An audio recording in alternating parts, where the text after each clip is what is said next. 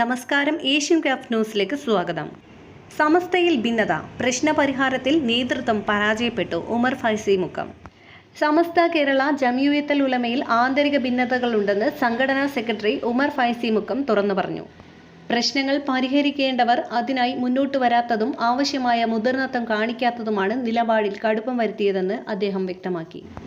സമസ്തയിലെ തർക്കങ്ങൾക്ക് പിന്നിൽ CIC-നോടും പാഠ്യപദ്ധതിയോടും ബന്ധപ്പെട്ട വിഷയങ്ങളാണെന്നും ഇതിനാലാണ് സംഘടനയിൽ ആശയവ്യത്യാസങ്ങൾ നിലനിൽക്കുന്നതെന്നും അദ്ദേഹം പറഞ്ഞു. പ്രശ്നപരിഹാരത്തിൽ പാണക്കാട് സാദിഖ് അലി ശിഹാബ് തങ്ങളും PK കുഞ്ഞാലിക്കുട്ടിയും പരാജയപ്പെട്ടു എന്ന് ഉമർ ഫൈസി തുറന്ന വിമർശനം ഉന്നയിച്ചു. ചർച്ചകളിൽ പല ആവശ്യങ്ങളും അംഗീകരിച്ചെങ്കിലും പിന്നീടൊന്നും നടപ്പാക്കിയില്ല എന്നും അദ്ദേഹം ആരോപിച്ചു.